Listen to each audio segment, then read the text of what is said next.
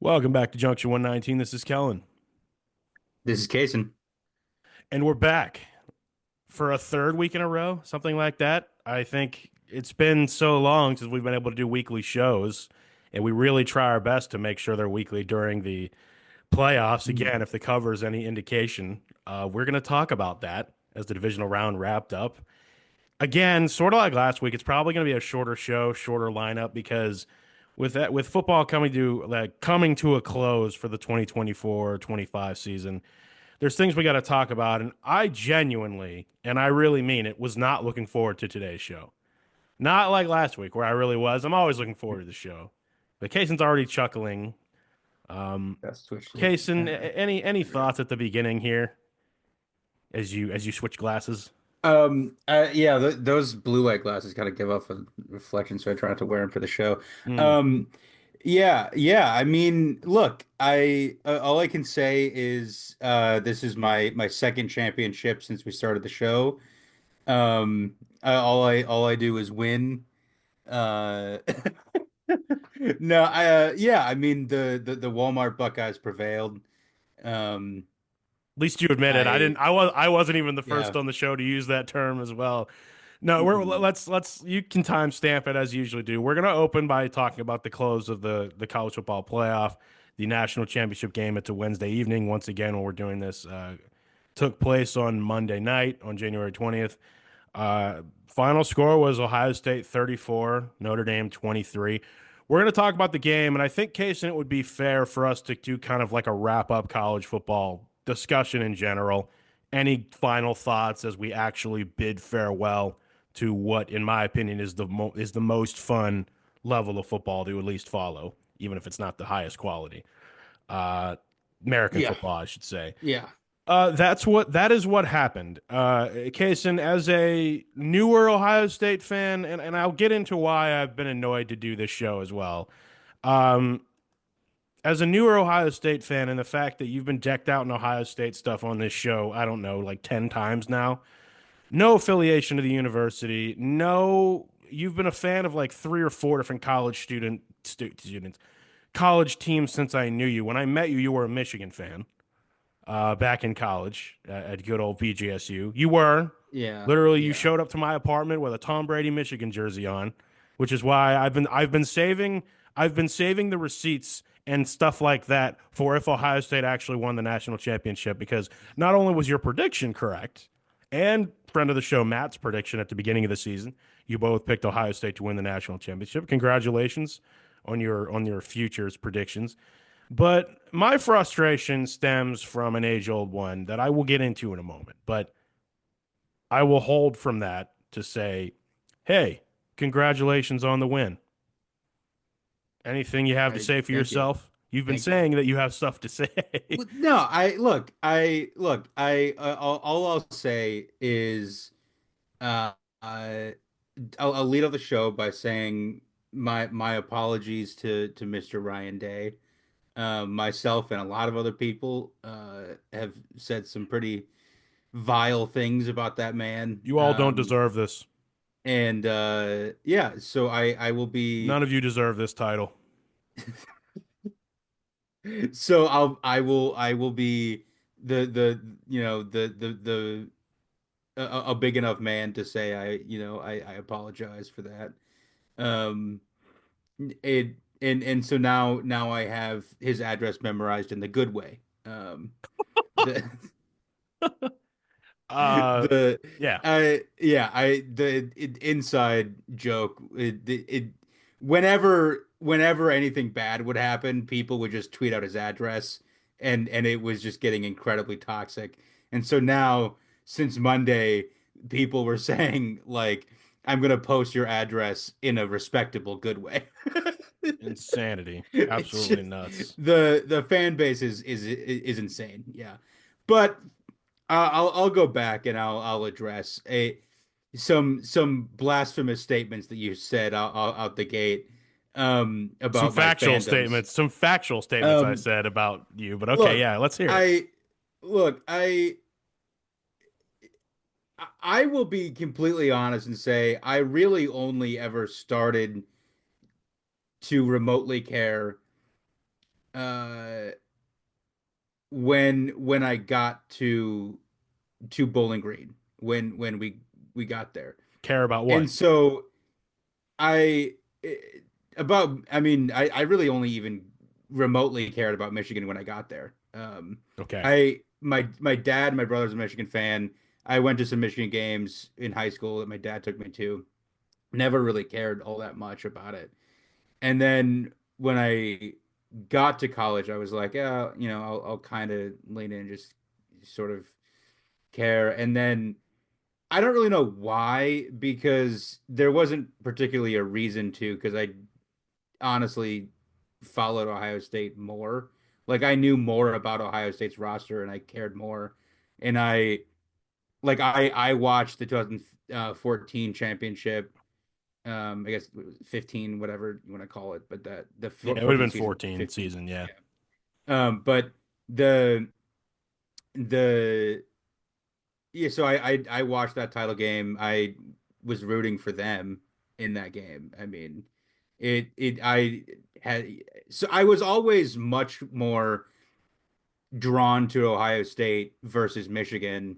And so I honestly can't even explain to you why I leaned into the skid for Michigan for it essentially was like basically 4 years. So like if you want to do the math, I've been an Ohio State fan more for a longer period of time at this point.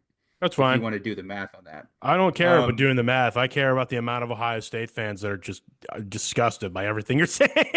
That you were a Michigan fan for any amount of time, not to mention the Michigan fans. But to be fair, yeah. since we had this show, you were never a Michigan fan once. You didn't celebrate when they won the Natty last year. There was nothing like No, that no. happening. Like you have been an Ohio State fan longer than I than like longer than a Michigan fan, at least since I've known you. It's just it needs to be acknowledged for how much you've become a ride for Ohio State when it's like, yeah, but you weren't a Michigan fan at one point? Not to mention your Yeah. fandoms kind of go Mhm. all over the place when it comes to gear and things you wear. And I'm not trying to make this the roast you session, but uh, No, look, I will admit you deserve called out, it is all I'm saying. it I'll be the first to admit that. I mean, I've talked at length with friend of the show Matt about my history with this. And there's a story that it one of so there's a family friend who was a teacher at our school, went to my church. A he basically bribed me to become an Ohio State fan in like 2004. And so I did 10-year because he investment. wanted me to. And then I was I never really followed sports a ton, it, prior to like later high school. Fair enough.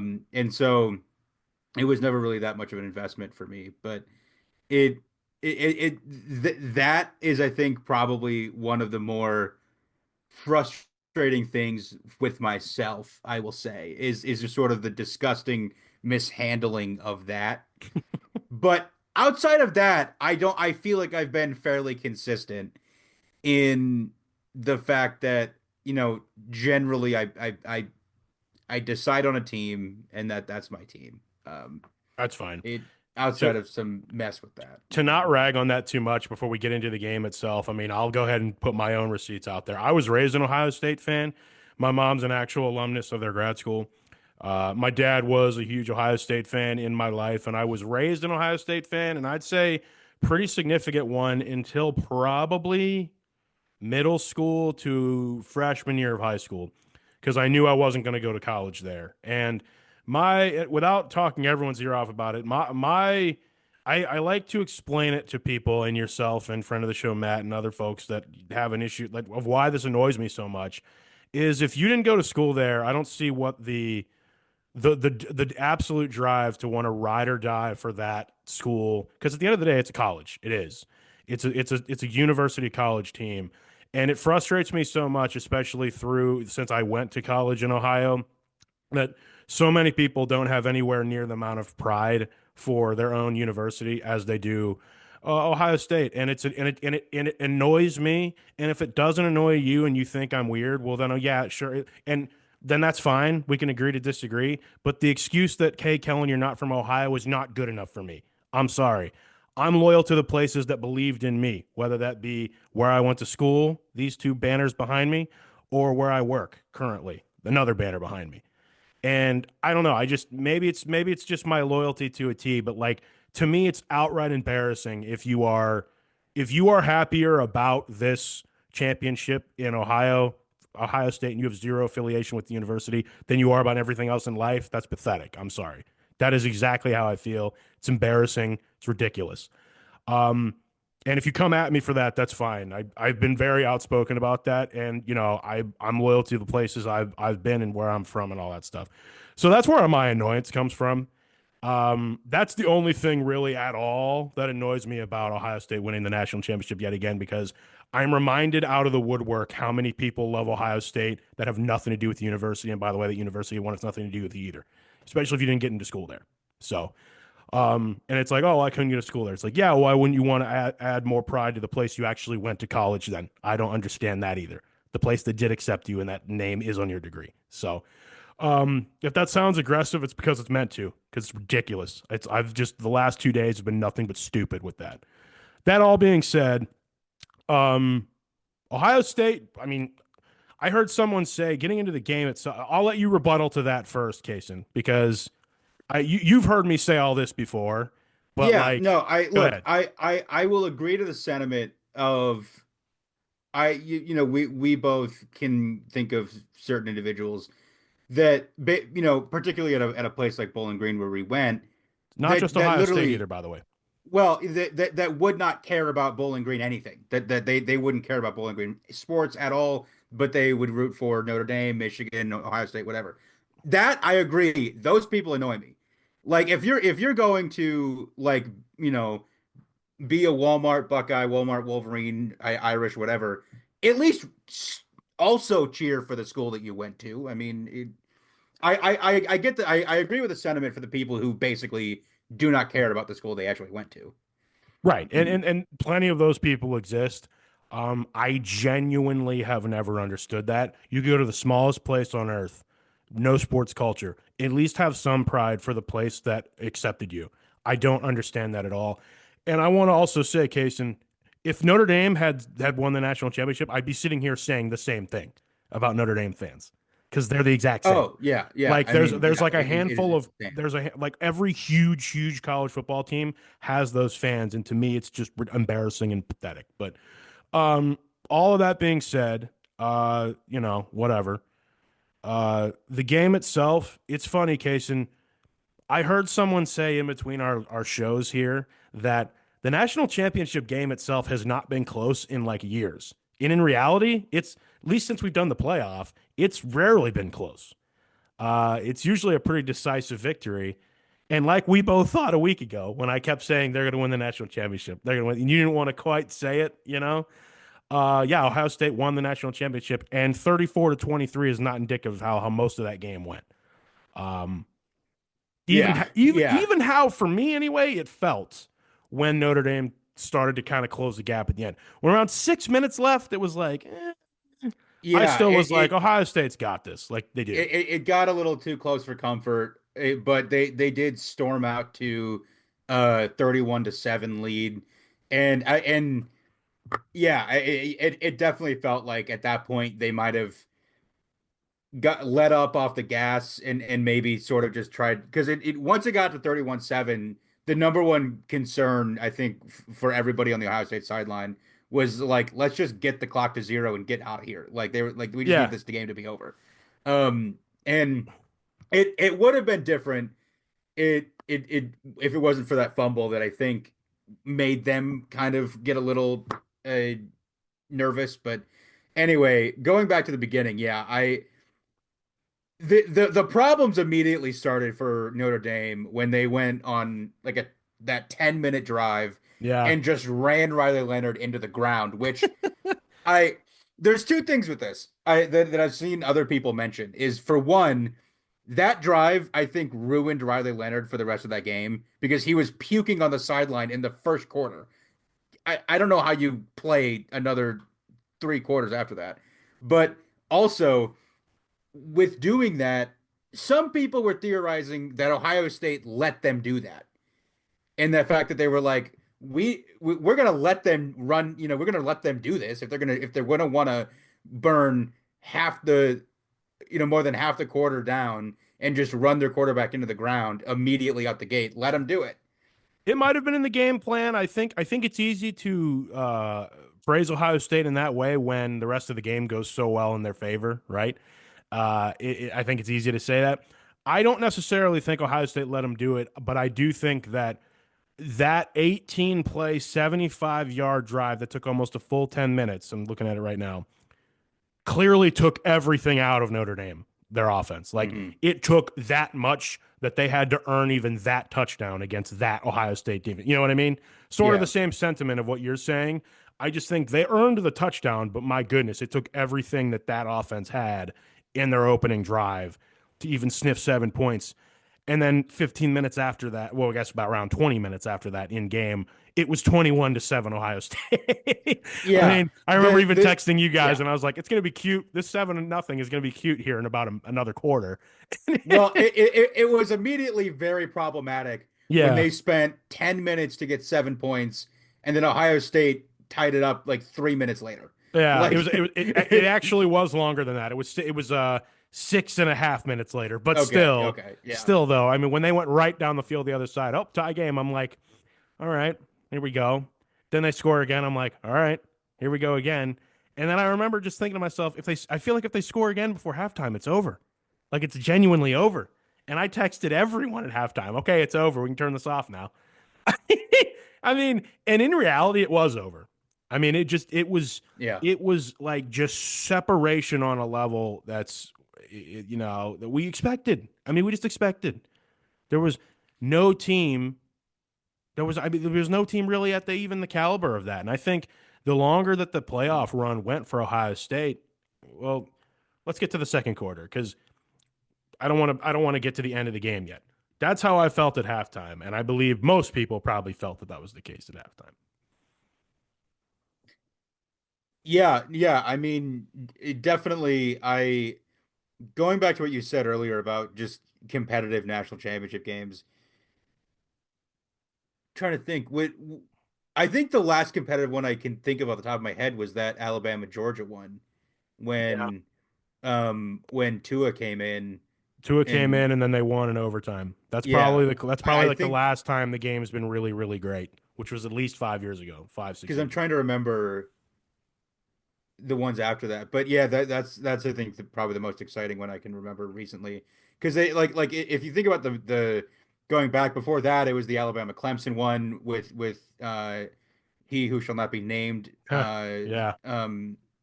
And yeah, so there were some close ones several years ago, but yeah, in recent history, it's been competitive semifinals and then just a blowout in the title game. Yes, and for the record, I am pulling up a list here just to kind of give some context here.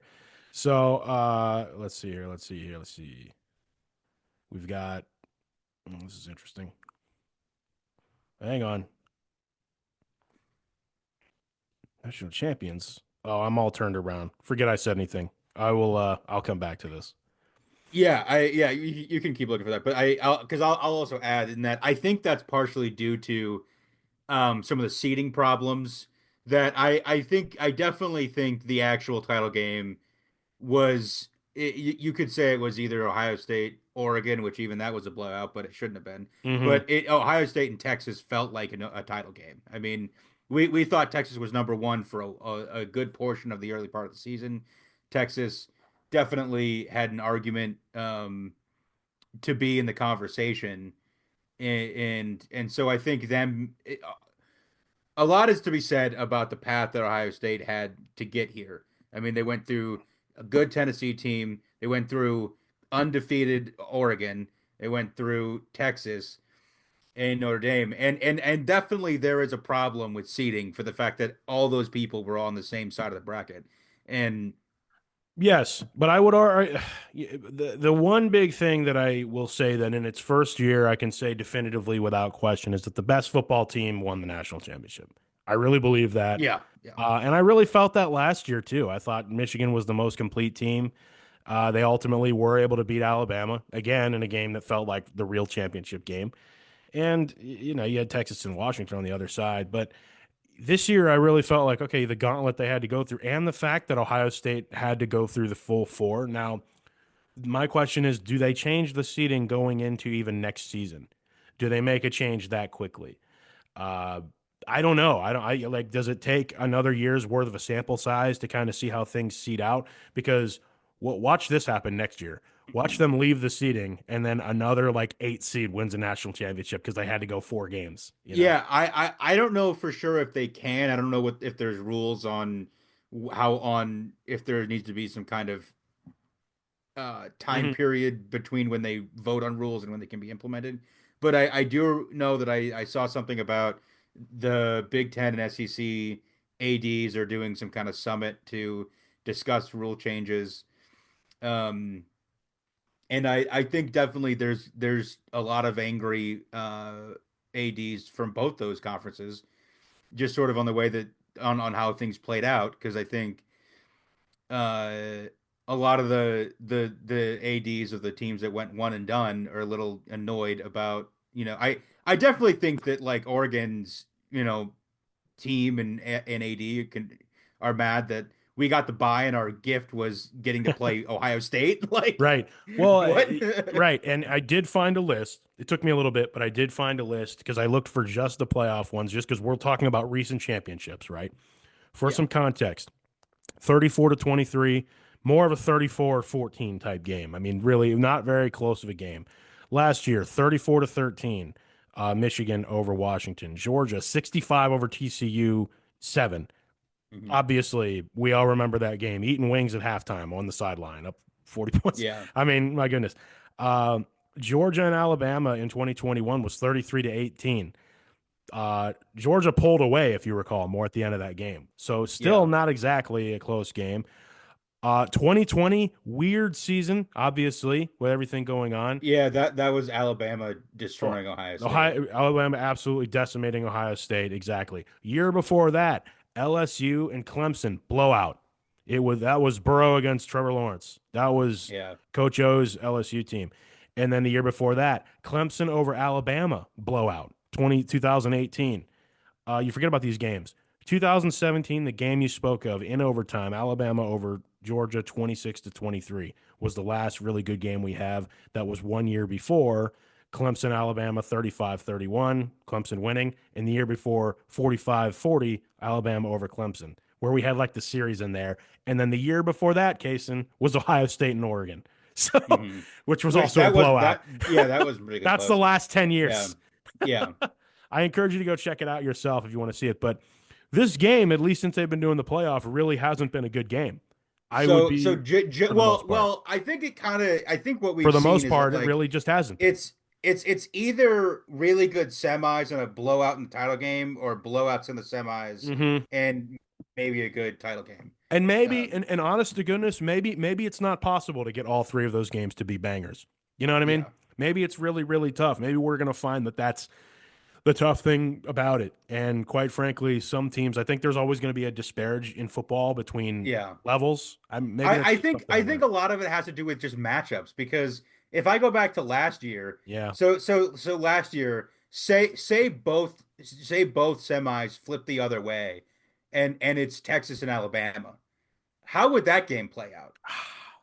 I, Like you know what I'm saying? probably a Of closer like game, yeah, I think that's a closer game because right? those two are on are a little bit more on even level, I would And then say. and then a couple plays go one way or the other. That probably would have equaled all 3 games being great, right? Yeah.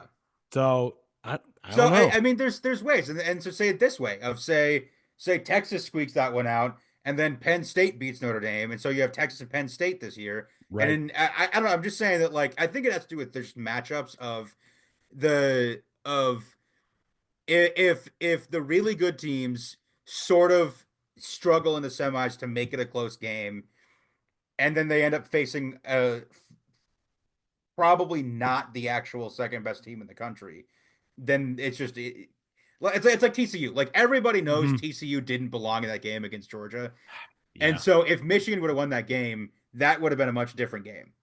Well, also, and of course, Ohio State was one missed kick away from Yeah, getting in that game, and Ohio State also would have blown out TCU. I have no doubt in yeah. my mind. That would So have been so another if natty. if it was Ohio State over Georgia and TCU, Ohio State would have won. Who Yeah. knows what would have happened if it was Michigan and Ohio State in that title game? Who knows what Right, would have happened? right, and this goes to show you need so many things to go your way to win one of these things. I think one of my biggest takeaways that I felt upon the completion of the game on Monday night was that it's going to be really really crazy if we start to see coaches get fired or on the hot seat for which they will ultimately for reaching this playoff because even getting this far is so hard. Uh, I think about the James Franklins. I think about teams who made it here to the doorstep and may never again, but also some who we're going to start to see become perennial teams that make it here every year. Maybe Texas is about to become one of those teams where they're here on the doorstep every year, but they don't quite make it in there.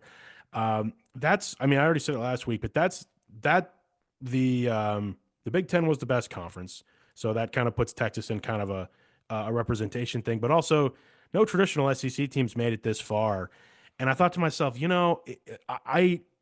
some of these coaches, if they get here every single year, are we going to start to see? I hate to call it this, the Tomlin effect, where it's like, yeah, it's cool that you get there, but you can never ever win it or go any further. I mean, I kept thinking to myself, this is a system by choosing the national championship where every team, except maybe the ones who just got in and got destroyed, didn't look like they didn't belong, but generally all 12 teams can be pretty happy they made it here.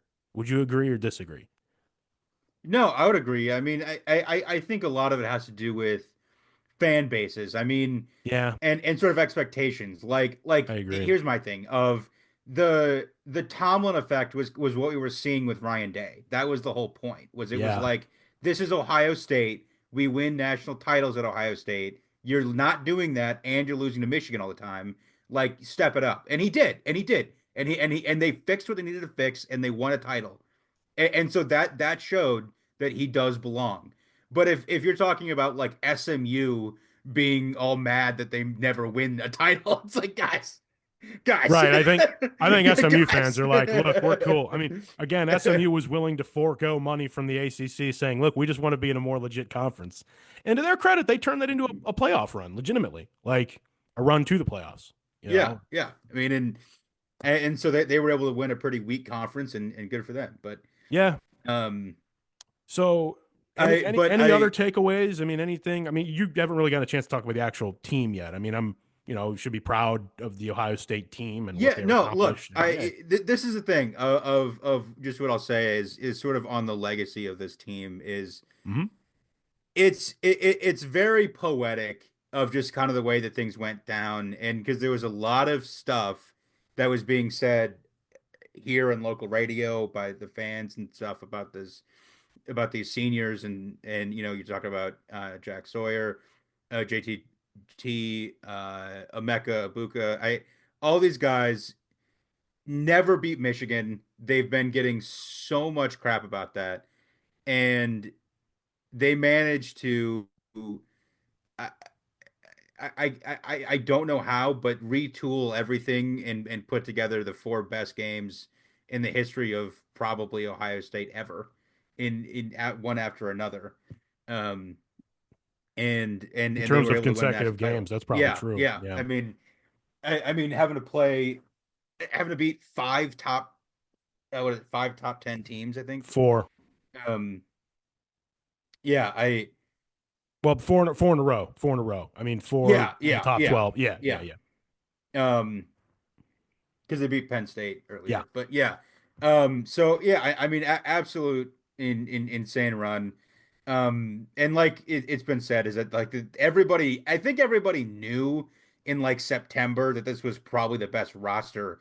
It's just the question was like, can they put it together for a whole season? And so and we saw issues, particularly with the Oregon loss on the road. Then we saw problems with just how they were executing, and for them to be able to figure that out in December and get the job done was really good to see. Um, but yeah, so it's something to remember. I mean, I know that the city's super happy. The the championship trophy is making the rounds at grocery stores in the Columbus area. It's at Kroger's and Honestly, Giant it would Eagles, be and kind of cool because like I would like to just see what that trophy looks like. Like how big is mhm, it? You know, because it's a new yeah, trophy. It's not like the crystal ball like in the yeah. BCS days. You know, and to their credit, the trophy is like cool. I mean, I like that. A couple one takeaway I had was I just was looking up national championships that Ohio State football has won. That's the ninth one, the ninth claimed national Mhm. championship. They have seven unclaimed, which you know that's those are always tough because it's like okay, Yeah. there's disputing of when they should have or shouldn't have won. The last one that was unclaimed though was 75, so you know it's one of those things. But all To me, I don't think that like you can really, yeah, have much of a conversation about that when you're talking like prior to like the 80s or something. I mean, there's just so much, which yeah. be very very careful because a lot of Ohio State fans will be like, well, wait, you're discounting Woody Hayes' titles then. Like you got to be careful with stuff like that. Well, I'm just saying, like, put stock into it. I mean, like, yeah, Right, a lot of competition, like the fact that there were multiple agencies that could award national yeah. championships and stuff. Like Oregon technically got voted as a national Well, champion by one of the. you want to know one of my favorite little like trivia tidbits about teams I follow? Syracuse and Bowling Green. I'm motioning behind me to the banners. Technically won the national championship in football in the same year, Yeah, yeah, 1957, I believe it was. Bowling Green won like the small colleges national championship, and Syracuse won the like main big colleges national championship, and they won it the same year. So that's kind of cool. There's a little tidbit for you, but regardless, I digress.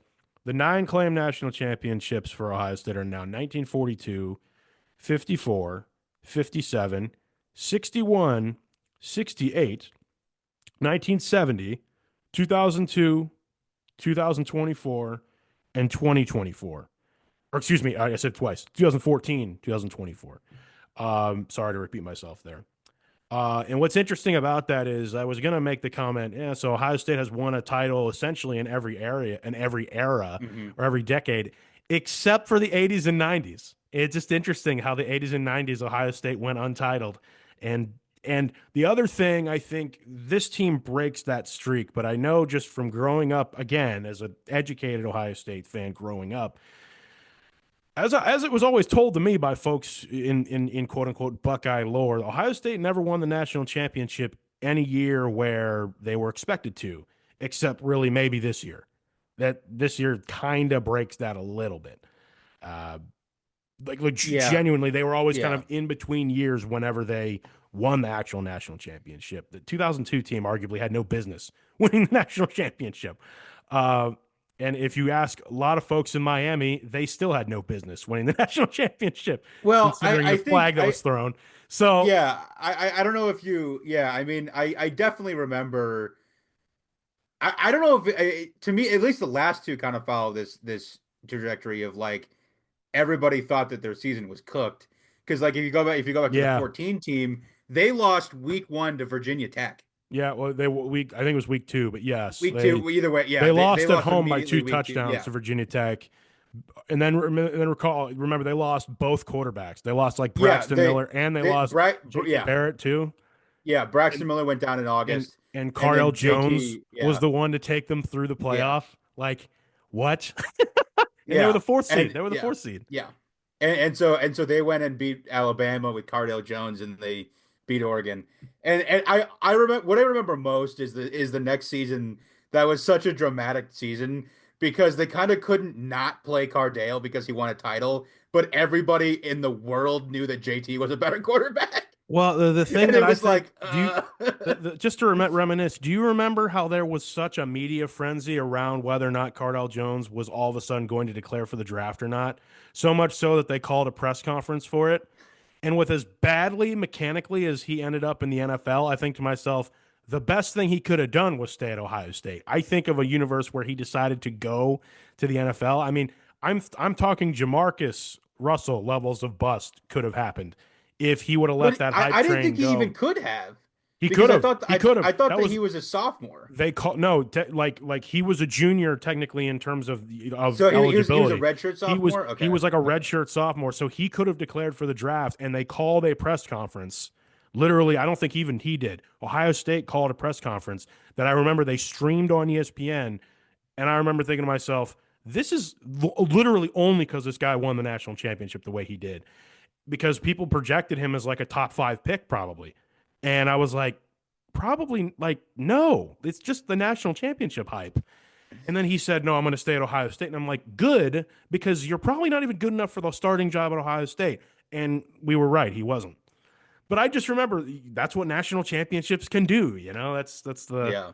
the hype machine going in. He also gave us the incredible line, "We're not here to play school." So Yeah. thank you, Cardell Jones, and you won the last helped win the last national championship until this year for Ohio State. So that's what you got. So um, that's the end of my history, taking off my history cap of historians for anything. Anything left on the actual college football season, Casen, before we kind of shift into pro? Yeah, I I've mean, said what I want to say. I will just mention that I actually saw Cardell Jones about a year ago, here in town. He was randomly at some restaurant I went to. Cool. And it was kind of funny. Big guy, huge. He's a Oh yeah, tree. absolutely. Mhm. I have no doubt that you're probably going to. I mean, this is going to be one of those Ohio State teams where it generates many NFL players, and we're going to hear many of their names on Sundays for years to come, like that Oh yeah. 2019 LSU Yeah. team. I mean, This team could set the record, I think, for draft picks because of the amount of guys that came back that could have went last year. This team could generate. I think. I think so I think the record's 15, right. and so I think they could break that. I have a genuine question for you as a fan and someone who follows them much closer than anyone I know personally, outside of a couple of people probably. Them as an Ohio State, okay, so Ryan Day's won a national championship. Realistically, in this day and age, I mean, say what you will, but I mean, Ohio State, it's a good thing they won it. It's the best team money can buy. And realistically, they could do it again.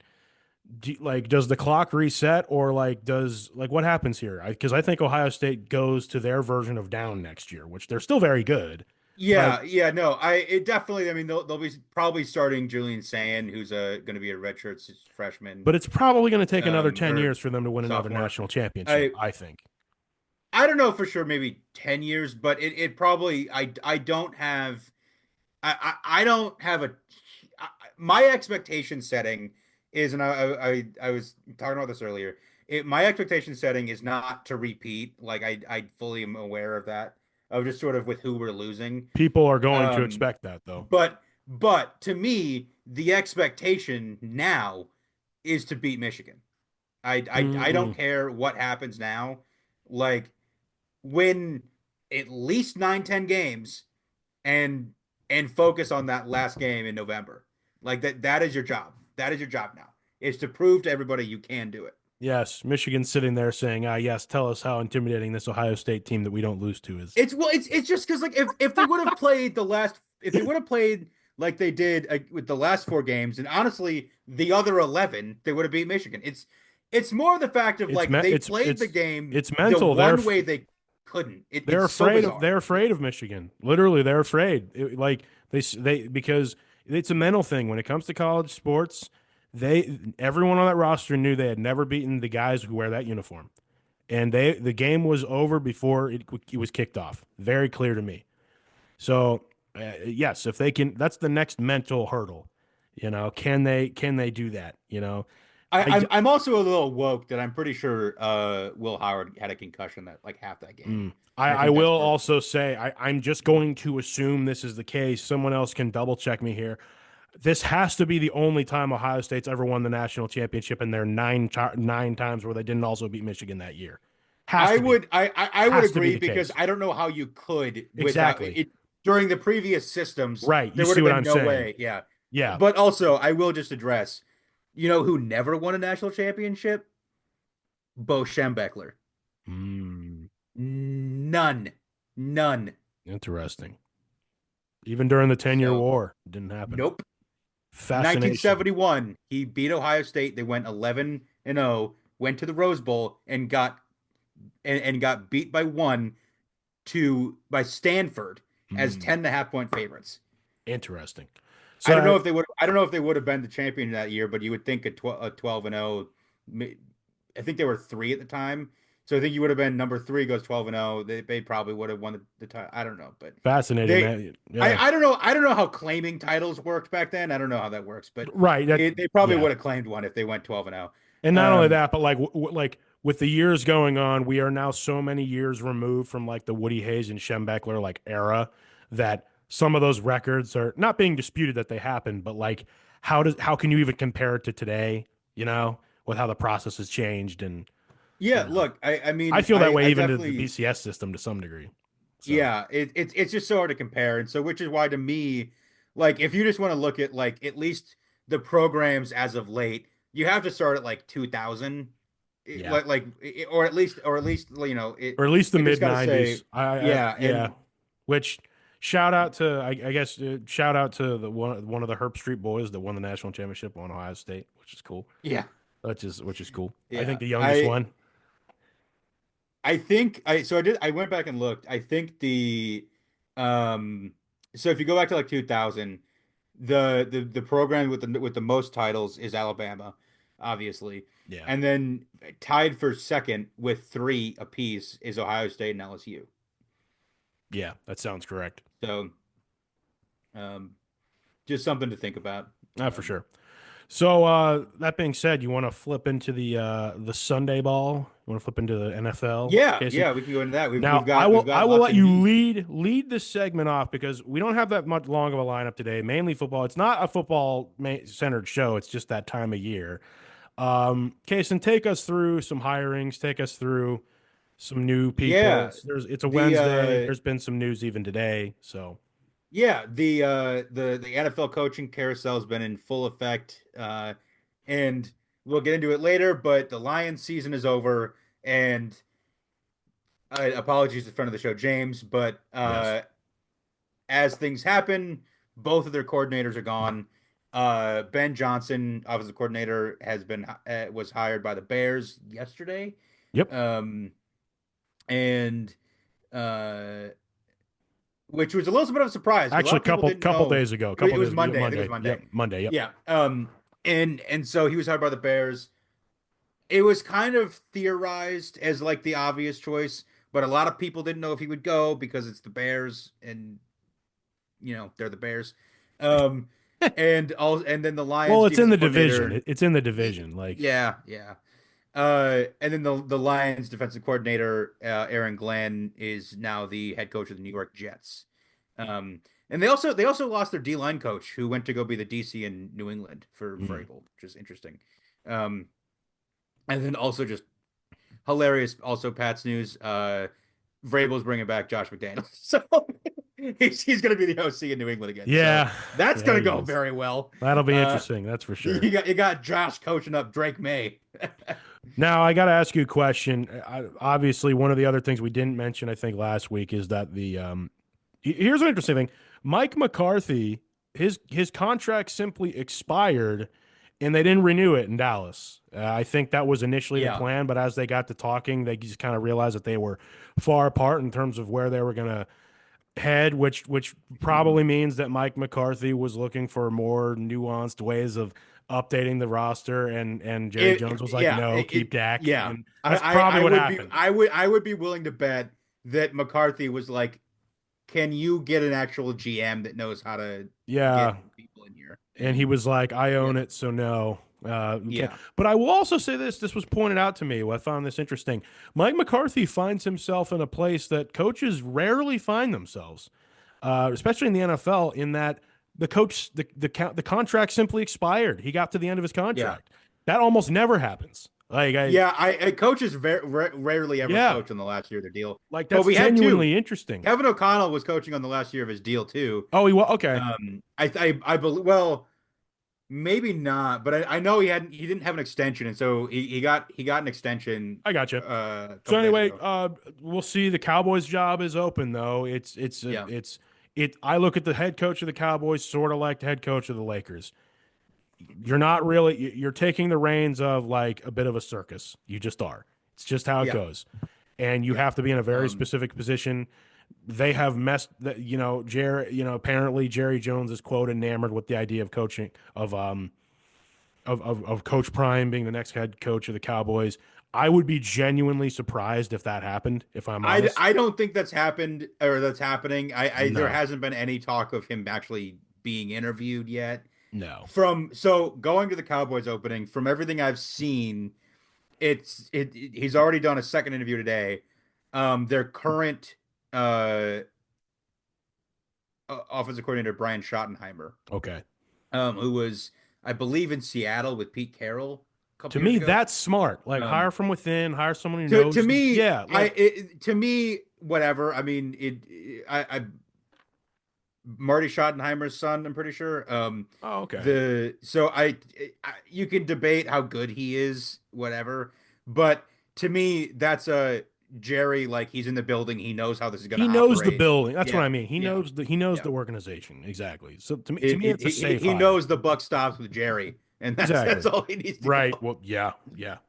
So that's that. I just wanted to at least acknowledge that since it's kind of Yeah, been news in the last I week. don't think we didn't because it happened I think, before our last show and we didn't touch on it, but I don't know. So going down the list, I mean, I don't know what happens with McCarthy because the other openings still outstanding are the Raiders, the Jaguars, and the Saints. There's been some talk of him I to the could see him Saints, landing in the Saints. Yeah. because I think he does, I guess, have some pre-existing relationship with Mickey Loomis. Um, to me, if he doesn't get the Saints job, I don't know what he does from there because um, He's kind of in a Belichick I don't situation know. a little bit, Yeah, it's kind you of a know, thing where it's like I don't know what's going to happen with that. That's especially even to as the say league keeps wanting to go younger. that's to say if he even wants the Saints job. I don't know. Right, right, right. Um, He may just not want to be a head coach for a year. There's who also that. knows? There's also Yeah, who that. knows? You know, Um, the Raiders job, yeah, I don't know. They did just hire a GM today. It is an assistant general manager from the Buccaneers. yep. That interestingly enough was at Michigan with Tom Brady for a period of time, and so he was at Michigan with Tom Brady. Was in Tampa Bay with him when Tom was there. Um, so I think that only means one thing that they're hiring Scott Leffler to be their next head coach. That would be kind Um, of listen. That would be kind of cool if that happened. I'm not even gonna lie. I would like be kind of like, whoa, that's crazy. no, Um, yeah, I don't know what they're gonna do because here's the thing. The moving on to the yeah, Jags number one target that everybody I think was aware of is Liam Cohen, the offensive coordinator for the Buccaneers. yeah. I've heard his name tossed around. He interviewed so he was at Kentucky with Mark Stoops. He made Will Levis look good. Then he left to go to the Rams and was under McVay for a bit. Mm. Uh, and so he's at Tampa Bay right now. He's making Baker look pretty good. He's been a hot candidate for a while, and from everything that I've seen was that was what was going to happen. However, he I think last night or this morning said no and and re-signed a deal with Tampa Bay. And so I don't know if anybody else can hire him. So I don't know if the Raiders can come in now and buy out his contract. I don't really know how that works, but Oh, the so reason for that okay. is because from everybody's assumption here is nobody wants to go to the Jags because their general manager until about 3 hours ago was Trent Baalke and and after all of the top candidates didn't go to Jacksonville, their owner Shad Khan was like, "Oh, maybe it is because of this general manager everybody hates," and so they fired Trent Baalke on January 22nd. I didn't realize that. Like, That did happen today. yes, 22nd. yes. Wow. So we said on this show like 3 weeks ago when they We fired did. Doug Peterson, why are you keeping Trent Baalke? And Yeah. here they are weeks later after he ruined their coaching search. He's out the door, and now I don't know I don't know what they get. Like I don't know who they get. I mean, there's I don't know. I mean, it's sort of like a year ago when we sat here and we were like, who wants the Carolina job? Remember, we kind of were like, who would Yeah, want yeah. this? And honest, like And of their course, NFL coaching yeah, jobs, there's yeah. 32 of them. They'll get someone. You know, they'll get And someone. exactly like we thought that job went to a guy. We went, who? Yeah, exactly. Right. You know, and it's always fascinating. Like for me, you're the guy who, when it comes to our show, you're the one who kind of keeps up with the coaching carousels, you're very good at like the interlocking trees and all that stuff. And I tend to kind of learn from you because you're very good during the season of pointing out, well, they lost so and so, and now he's over here, and that, and that, and that. There's always cause and effect. For me, because I'm a Steeler fan, and this never, almost never affects me, and it literally hasn't in my life outside of like once, and even then, like they knew who they were going to hire. Um, the NFL coaching carousel usually goes right over my head until around the end of the year, the following year, until it's like, okay, who's getting fired, but who's changed around, like who is actually going to make a difference. And it's just going to be interesting to see if Brian, like for me, the most exciting one here is Brian Johnson. Like, yeah, again, not at the expense, but multiple friends of the show. We have a friend of the show who's Bears fan, one who's a Lions fan. We got fans all over the place. If he can Mhm. actually turn the Bears around with Caleb and others, Yeah. it would be very, very cool to see. In general, I'm always kind of hoping that some of these guys have success, but the more things change, the more they stay the same for some of these organizations. And it's like, I don't see anything changing there. Yeah. you know, So I mean, just kind of my thoughts congrats here on your is, new jobs, fellas. yeah. You're Uh good luck. You're gonna need it. some of you, yeah, exactly. some of you really are. Yeah, I mean, I think as of now, the Jags' only hope is to get Robert Saleh, and I mean, I mean, that wouldn't be a bad hire.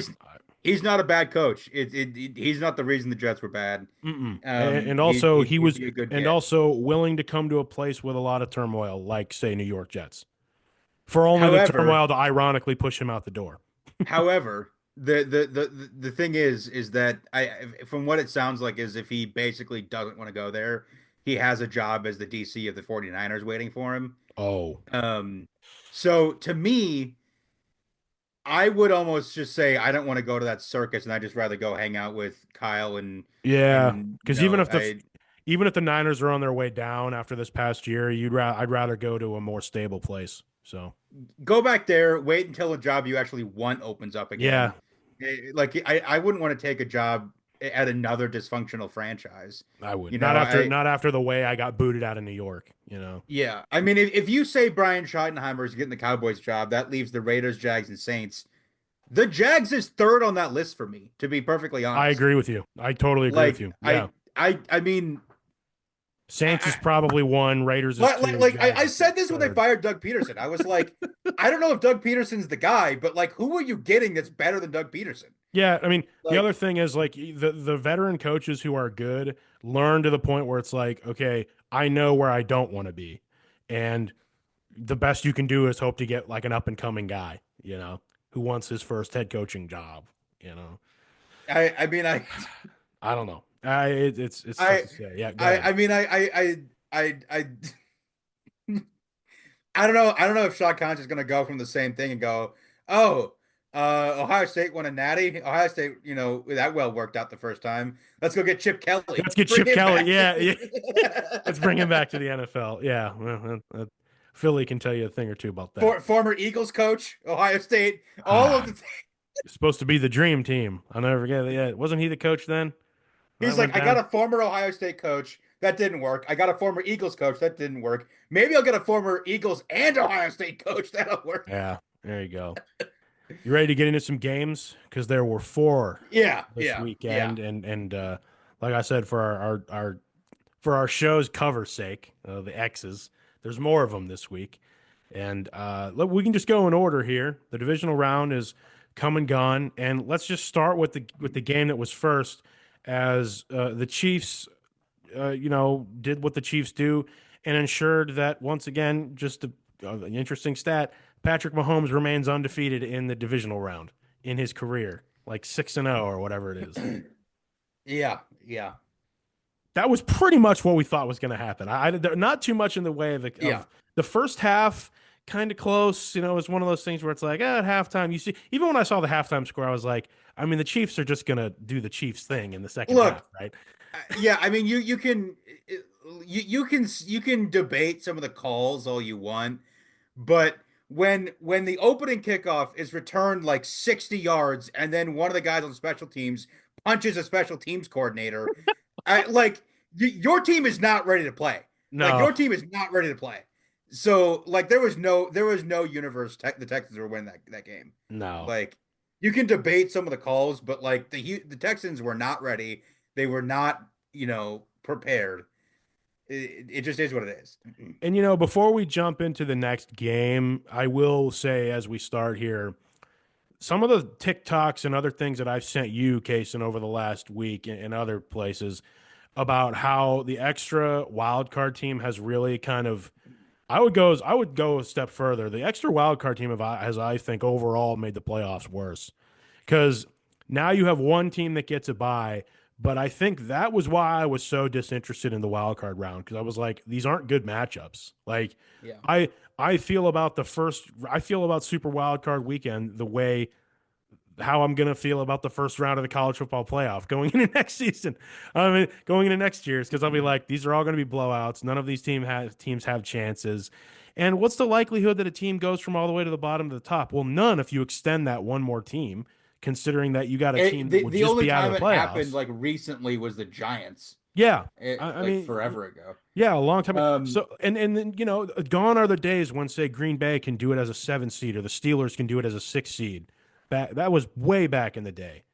But so I'm trying to envision this in my head here. yeah, So if you would just get rid of the 7 seed hmm and give the two a bye, that would make the matchups for Wild Card Weekend.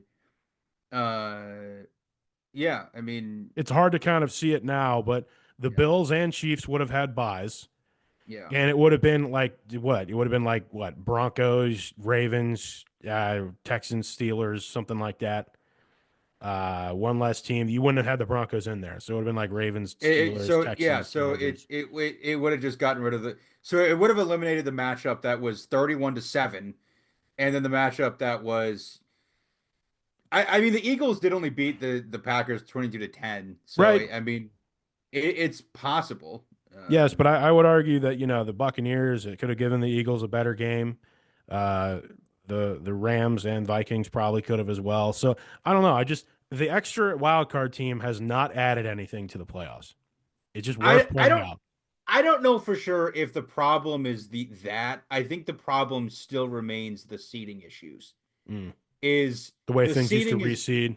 well, it's the fact that you give the division champions the automatic home game, which forces certain matchups that you wouldn't be there if they weren't like you know what I mean? Yeah, yeah, Like Tampa Bay Washington was a forced matchup that wouldn't have been there. right. Like it because I think if you would rank them the actual way that they would be, that would have been let me think. That would have been Washington probably at like the 3 Yeah.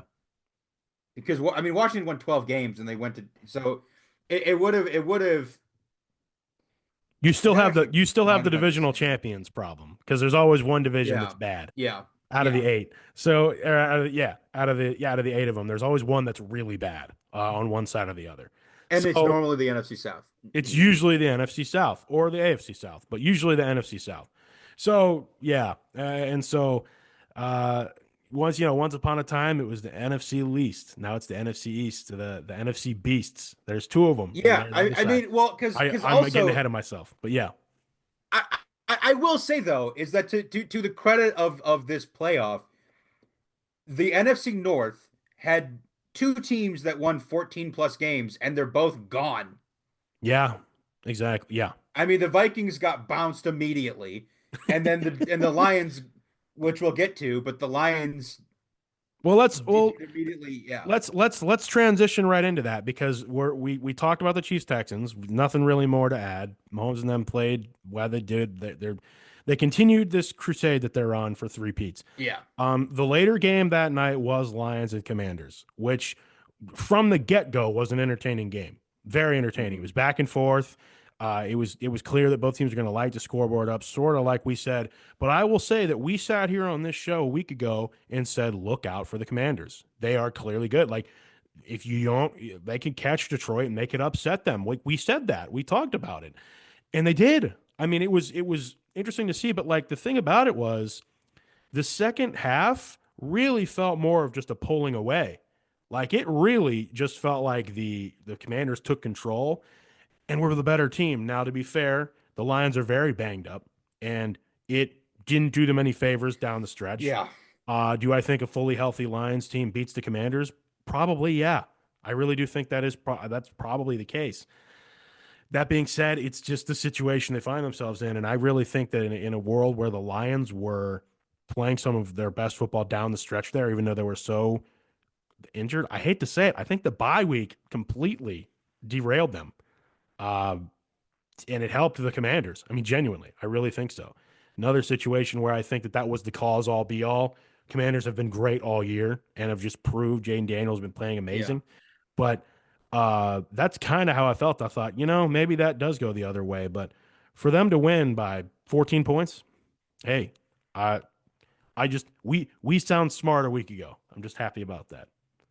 Yeah, no, I mean it definitely after what we saw from Jaden against the Bucks, um I thought that was definitely possible. And I'll say it again. I mean, this is not a matchup that you wanted to see if I'm Philly. I mean, No, no, no, no.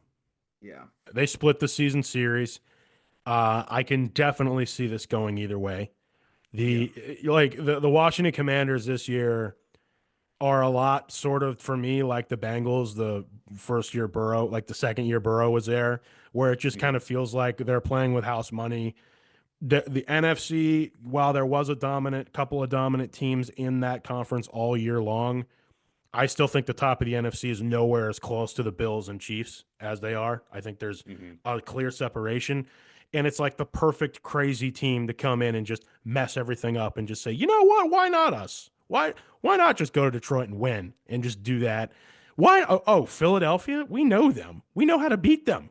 I mean, are you kidding me? Which You know, to whi- Philly? which I will just point out, if that does happen, Mm, they'd be the sixth seed in the Super Bowl, and you were just talking about there's no need for a seven seed. So that's true. I get your point, and I know that a lot of people have said that, but I maintain the issue is not the extra seed, it's Hey, the fair enough. seeding. You got Because me they there. won 12 games and they're the sixth seed. Like that's ridiculous. Like that's ridiculous. But again, it's like March Madness. It's like, yeah, but this 11 seed, they're probably more like an 8 or 7 seed. It's like that's not what they are, okay?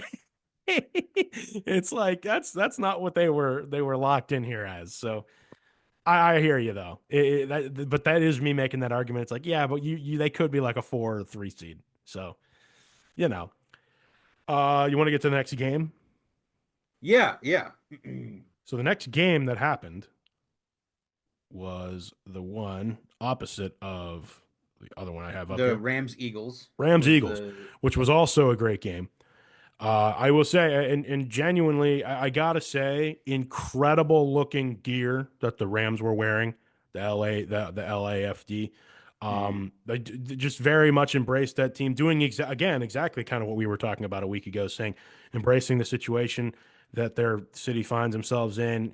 I loved all of the charitable, you know, causes, things to donate to during the game. But it was also very clear the Rams were really trying hard. Like they really, really were playing very, very tough to try and go as far as they could, quite frankly, Mhm. and almost pulled it off. They genuinely almost pulled it off. I got to say, um, no team really had clear separation in this game. I thought the Rams were good. Eagles were a little bit better. Thoughts?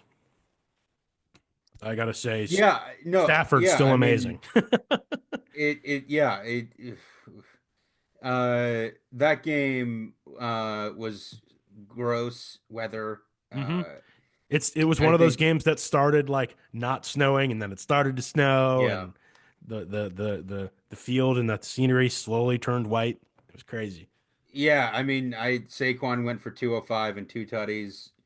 Yeah, it was a running game for sure. Um, And I remember yeah, having the distinct thought of the Rams are more through the air, the Eagles are on the ground with Saquads. That's and probably that, and that literally ended up being the difference. the weather favored that. Yeah, even Jalen went for 70 on the ground. Hmm Yeah, that definitely just is what it is. It probably if this game's played in LA or in a dome, the Rams have a better chance. They might even win. Um, Or yeah, the Eagles I win by think more. Yeah, I yeah, mean, who that's knows? probably honestly what happens. But yeah, I mean, the thing is, we'll see what it says. You want to talk about just sort of where's the patience of certain franchises and fan bases Yeah, and things. I mean, McVay. We'll see. I mean, they won a Super Bowl and they haven't really done much since then. And they've looked. I mean, they made the playoffs this year, but they've looked kind of bad most of the year. Um, we'll see. And Stafford, he's mentioned something about taking some time to see if he wants to come back because he's about at retirement time. So if he dips, where does that leave the Rams? it's a good question. I So thought well, something to think about. when you queued that comment up, I genuinely thought you were going to say Nick Sirianni because I Oh think that's the other. That's really what I thought you were going to say. I'm being yeah, honest. That's yeah, really what I thought yeah. you were going to say. I was like, we literally sat here on the show and talked about how he was yelling at fans this year. And we're like, oh, there might be a mutual parting of ways. I think it was part of our of the weeks actually, for that Oh, week. oh, Yeah, look, let me tell you, where if Washington comes into Philly dude. and beats them to go to the Super Bowl, the Philly fans will not only be posting Nick Sirianni's address, they will be showing up at his house with torches and pitchforks. Okay, I they already are like he's already on like some pretty thin ice with the Philly Uh, fans. If they get bounced at home by a divisional rival to go to the Super Bowl Rookie for the right, quarterback. yeah, to a rookie, yeah, yeah, no, Yeah. So for his sake, I mean, the Eagles better win this game. Uh, and we'll get to that in a second as last thing we'll do is kind of preview both matchups. Um, Philly got it done. Let's get to the last game, the game that we were probably most anticipating, going into the weekend at least. yeah. And you had the Buffalo Bills defeating the Ravens 27-25 in a game that was going to be good. We knew it was going to be a good game. Again, we knew what Buffalo's weather was going to be like. You got a little bit of everything with this. You had some good performances. Josh Allen obviously did his thing. Lamar Jackson did his thing as well. It is worth noting an interception, of course, and a fumble yet again. Playoff Lamar did rear his ugly head a little bit. I'm sorry, it contributed to them losing, so that has to be said. Derrick Henry was definitely not the issue. 16 yards. They contained him pretty well though. 16 carries for 84 yards and one touchdown. I'm not going to say his name yet, but you could argue the game did come down to truly one person failing. But the reason I can't say that, Mark Andrews is his name. Yeah. The reason I can't say that, Casen, is because it takes many plays to lose a game. And to say it's on Mark Andrews Yeah. discounts the things I said first, which are, yeah, but I saw Lamar make some boneheaded mistakes like earlier in that game that he's made every single playoffs, by the way.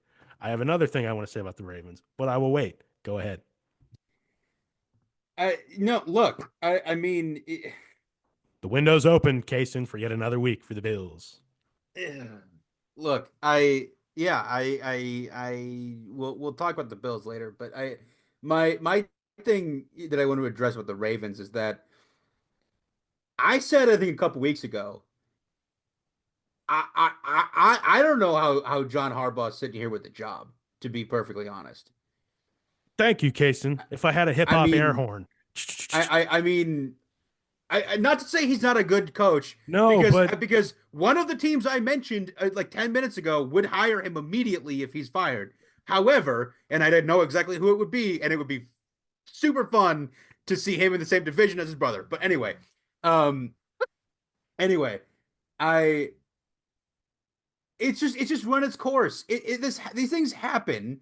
It's just run its course, and I don't know if it's him. I don't know. It he definitely doesn't seem to have the personality of somebody that you would listen to in a locker room. mm, Like at least Jim is like super interesting of a character. Like John Harbaugh is just boring and dry and lame. it needs Like to be it needs to be said. Can I add to what you're saying? Yeah, Can I add? go ahead. If you're gonna hot seat Mike Tomlin, which hot seat implies that his job is actually in danger. His job isn't in danger. So I would argue that even Mike Tomlin is not on hot seat. But if Ohio State, if the Steelers faithful are feeling that way about Mike Tomlin, the Ravens faithful have got to be feeling that way about John Harbaugh. And they really have underachieved with one of the best rosters out of the last 5 years. Like, this hasn't been a short amount of time. It's been like half a decade. They've been this good. Yeah, Like, they've been yeah. at least contenders. You could argue, okay, yeah, but the last like 3 years. Okay, yeah, argue the last 3 years. Whatever. The best Ravens team on paper, like ever, still couldn't get I past the mean, divisional round. Like, there was no reason this team couldn't have did. There was no reason that this team didn't win the AFC to get the 1 seed, yeah. and then also win the Super Bowl. Like the Lamar as an MVP, as a perennial MVP candidate, Hmm. and then with Derrick Henry rushing for 2,000 yards. This team had no excuse to not at least make the Arrowhead Invitational. And so that I'm just that saying, is what it like, is. especially with last year, like you got the 1 seed last year, and they came into your house and beat you at your house, They sure like, did. and So so yeah, look, nothing against John Harbaugh. It's just they won a Super Bowl against the only person he could probably ever win a Super Bowl against. I mean, if there was anybody on the other sideline that yeah, wasn't his his brother. brother, I don't know if he would have beaten them. I honestly, it's interesting, man, because that happened so long ago now. But again, he has a very similar. He's It a very happened so yeah. long ago. He said he John Harbaugh's situation is very similar to Mike Tomlin's. Had an early Super Bowl, and now he hasn't really done a whole lot since. So yeah, listen. I've said what I want to say. The other thing is, if you're a Ravens fan, don't come down too hard, but on Mark Andrews, because there were other mistakes in that game. But I do get it. I do get it. No, His no, of his course not. his his mess his mistakes literally cost the game. So they ended the game. I should say they ended it. There were multiple mistakes that cost the game. So the Bills, Casen. Any thoughts on the Bills? Because it felt more like a game the Ravens lost than the Bills won, at least to me. Yeah, yeah, no, exactly. And I mean, this was a game that I think Buffalo was lucky to get away with, um, because I think they struggled at times against that defense. They definitely uh don't have quite in offense that like they should.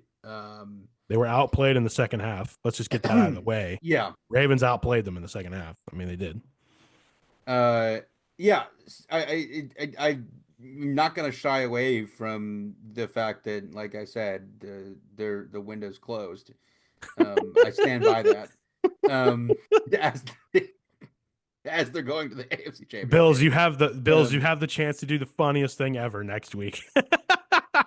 Look, I don't know what they're doing, but does anybody remember Amari Cooper, who was like the Browns' leading receiver, and like it went for like 300 yards against the Texans last year? Yep. Like, I zero targets in a playoff game. I don't know what they're doing.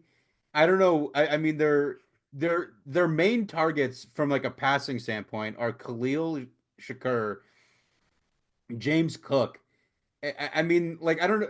Curtis Samuel had two receptions. It's just I don't know what they're doing from like from just sort of a passing game standpoint, because they're not like consistently reliably explosive like you'd want them to be. Uh, and so I don't know. I mean, I think this bodes well for the Chiefs. I think I it mean, does too. And I think that literally this, I don't know, this Bills team, in my opinion, has had to rely a lot more on Josh Allen's like rushing ability. And to yeah. me, it's sort of like, yeah, that's not going to last all that long. So I'm like, oh, so they're really like an unchanged Bills team. I Really? mean, this to me is definitely not the best Bills team he's had at all. I mean, you go back to like the Stephon Diggs teams, the The to year me, the year they the lost in the year, divisional round or yeah, whatever year, yeah, yeah, the year they lost the divisional round to the Chiefs is probably the best Bills team they yeah, had, honestly. yeah.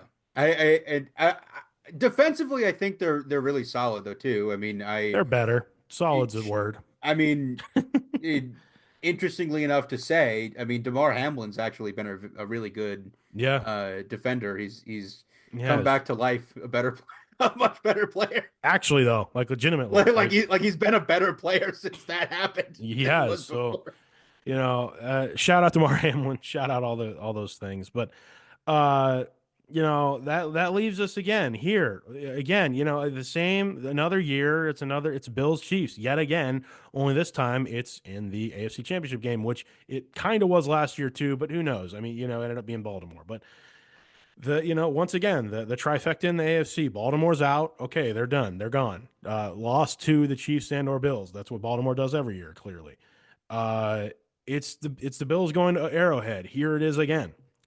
Uh, I mean, we've got this on one side and we've got a divisional round on the other side. And all I have to say is that I feel like the winner of the AFC Championship game is going to destroy the opponent on the other side.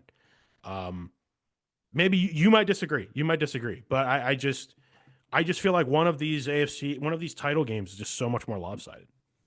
I I will say, uh, if you if you say that the Chiefs win per se, uh, if the Commanders win, that's a very interesting matchup. It's a very intriguing matchup because Jane Daniels plays a lot like Mahomes, and it's just kind of like real Mm-hmm. improvisational, can be a little bit chaotic, and entertaining at times. And so that would be a really fun Super Bowl to see. And I honestly don't know what would happen with that because that's incredibly difficult to defend. But if there's a defense that would know how to That's do a. it, it would be the defense that plays in practice every day. I will say that's essentially the same game though. If the Bills win, that's essentially the same game. If Uh, it's the Commanders that win again, sure, yeah, yeah, it sure, is sure, yeah. because it just they light the scoreboard up. But A whole lot of I would agree defense. with that.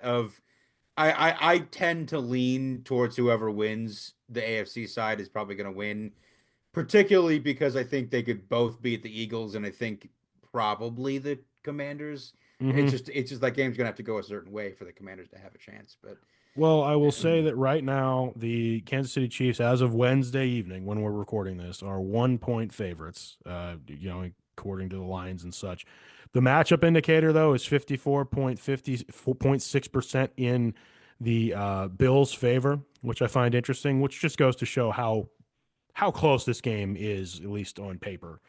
yeah, That's adding and obviously all the stats and all of the that's their whatever ESPN's algorithm is to determine the matchup indicator. Um, I lean towards the Chiefs taking this literally just because they're at home. But then again, last year when they played in the divisional round, I thought the Chiefs were going to win, and they did.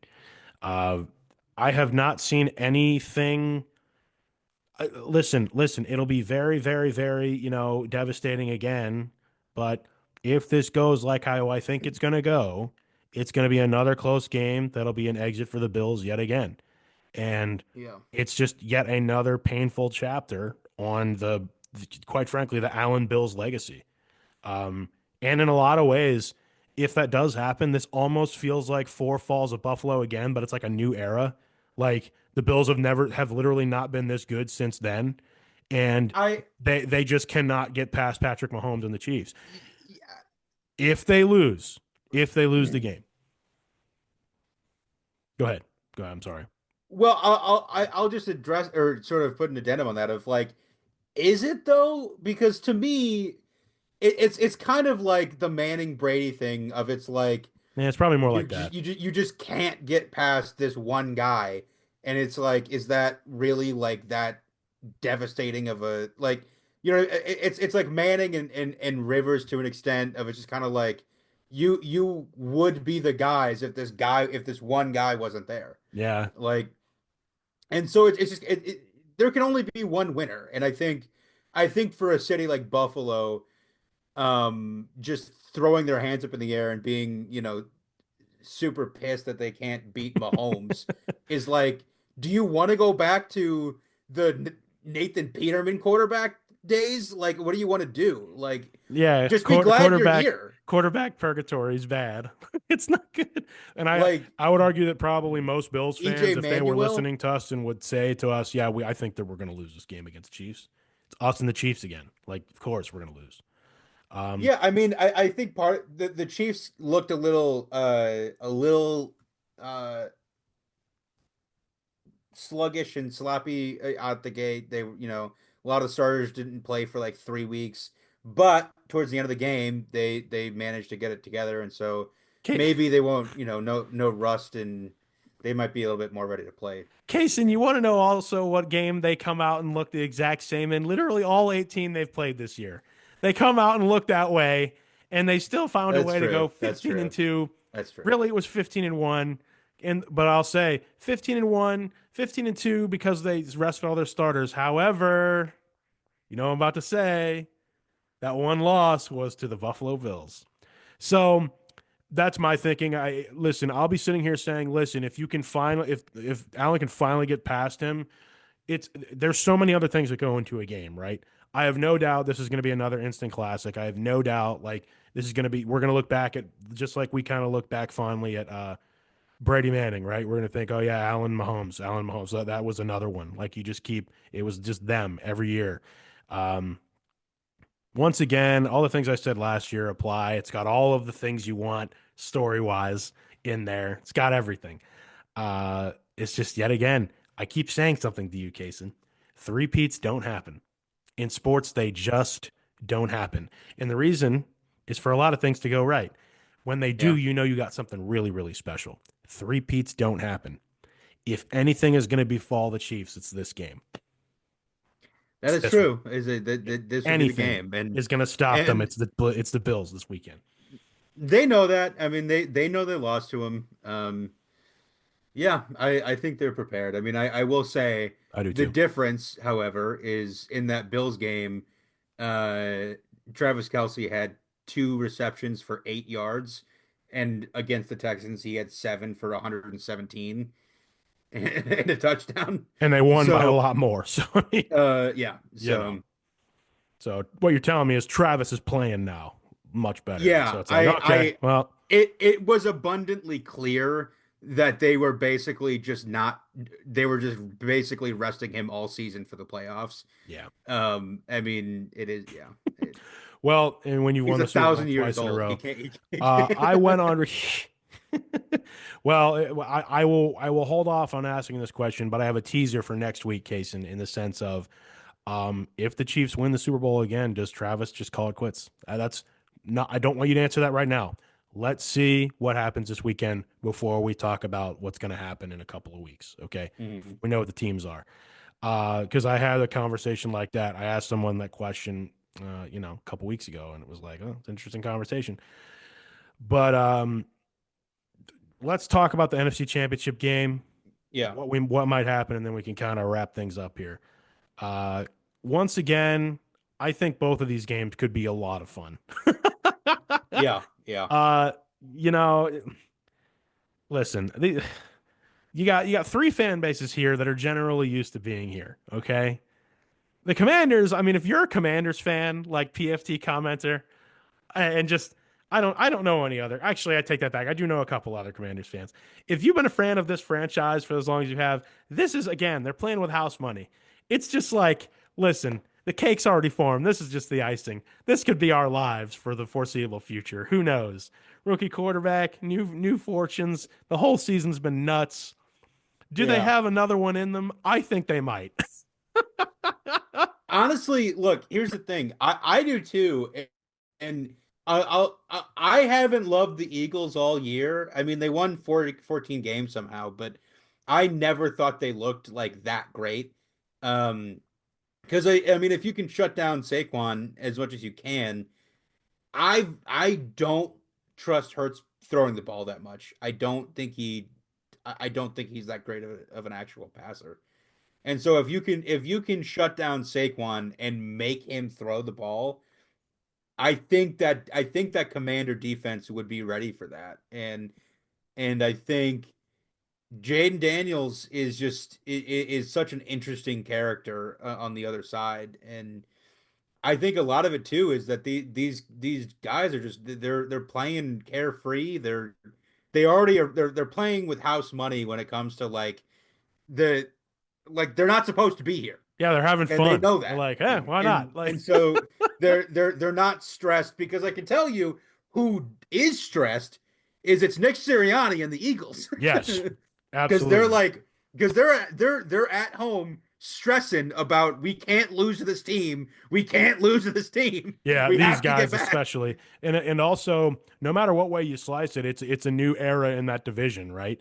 Yeah. It just is. I mean, the Commanders are good now, straight up. So if the Commanders eliminate the Eagles in the NFC Championship game, that's like the ultimate, oh, it's our division now moment. You know what I mean? There's something about when you do that to your rival. I watched the Steelers do it to the Ravens in an AFC Championship game in my life. Like it's just a new staple of no, no, no, no, no, no, no. This is still ours, or this is now ours. I mean, it's an arrival type thing, especially if they do it in Philly. And also, I'll just go ahead and say it. I think the Commanders can win this game, and I think the Chiefs are going to beat the Bills. So you get the new quarterback against the young quarterback. Yay! We'll see what happens. Now, Now, so it just fun fact, just fun fact. hmm With this with this Commander's appearance, there is only one team that has not made the NFC Championship game since 1996. oh, man, you know what I thought? I think I heard since 1996. Hmm. Wow, this made the NFC Championship game. Wow, that's. I don't know if that speaks more to parity in the NFC, but it is the NFC Championship game. I mean, you'd like to think that some team would make it in there. Um, since 1996, let me just quickly think in my head. Uh, categorizing in my Since the 95 season, but yeah, yeah. okay, it's not them. It's not them. It's not them. I mean, is it the Bear? No, it's not the Bears. Obviously, no, it's not the Bears. What am I thinking? Is it an NFC South team? No. No, no, because they've all been in that game since I've been alive. Is it a weird team? Is it like a team that like you wouldn't No, expect? we've talked about them. We've talked about them earlier in the show. Earlier in the show, wait, is it a team that switched coaches? It's Cowboys? It Them boys. It's them boys. Oh no! The Dallas Cowboys have not made an NFC title game in my lifetime since the Wow! 95 season when they went to the Super Bowl with Troy Aikman. That was the Wow! last time. They haven't made the NFC. That's crazy. I was alive barely, but I was alive. The I just started out. The Commanders had the only other longest drought or had the and that was 91. And so now they're Wow! back. That gets taken. I think the Lions so since the They Lions played the they Lions in played that game. last year. That's right. The so since the Lions went to San Francisco last year, they broke their drought, and so it's just the Cowboys left, and everybody else has made it since that 95 season. So I'm incredibly happy that I got that on the show. Very happy. I'm very happy. So yeah, so man, congratulations, Cowboys fans. Uh, wow. uh, I mean, if that's not a testament to the tremendous work that Jerry is doing as an owner, just hats off to And, you, and Super Bowl winning owner Jerry Jones. and Everything you're doing is correct. they beat the Yeah. Steelers to win that Super Bowl too. But if you would have told them that they were never going to make it back to the NFC Championship game, 31, 29, 30 years later, I don't know if they who would have believed you. That's amazing. So thank you for that, Casen. That was something. That was awesome. Actually, that's also the show, man. You got anything? You got anything glaring that hasn't been said as we headlong into NFC AFC Championship week? I do we just want to make official Oh, picks I here? already straight up picked. I already just straight Yeah, up. I did. Go ahead. You can pick yours too. I think we said yeah. I'll say Chiefs Commanders. Yeah, I got Chiefs Yeah, Commanders. I mean, I just yeah. think that would and if if it's Bills Eagles, cool. That's great. That's awesome. But I think it could easily be that. I will say that, and I will just be honest. If I could pick a team to win the Super Bowl this year, it would be Bills or Commanders. If I'm being honest, like someone who has Look, not won in my honestly, lifetime. honestly, Yeah, the only matchup that like wouldn't be entertaining would be a Chiefs Eagles rematch. yeah, All the other combinations would at least be very intriguing. Like you'd either have the Bills in it or you have the Bills and the Commanders in it, and the storylines with that would be insane. and the thing about sports is that like 9 times out of 10, the thing that is most probable is usually what happens, right? So it's probably gonna be Chiefs Eagles. I think I even joked with you guys and said it's gonna be awkward when this is a rematch of the Super Bowl 2 years ago, and you can just see it coming. And that's probably what's going to happen. But no, I'm going to go on a limb and pick Chiefs Commanders. I think we'll have the same Super Bowl winners we've had the last 2 years.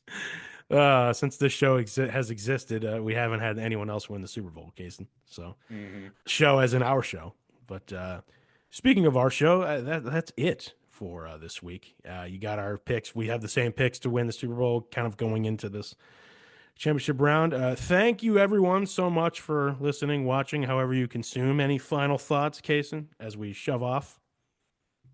Uh, it's super cold outside. I'll say that. Very cold. It is. If the hat I'm wearing isn't any indicator of that, this is the first time I think I've ever worn a beanie like on the show. And honestly, the only Hmm. reason I haven't before is because I wasn't sure I could make it work with the headphones. So you have that. It is super cold out there. Hey, stay warm as much as you can, and we'll do our best to give you the entertainment you want as you do that. So, Yeah. so this is Kellen. This is Kasen. As always, we will see you at the next stop.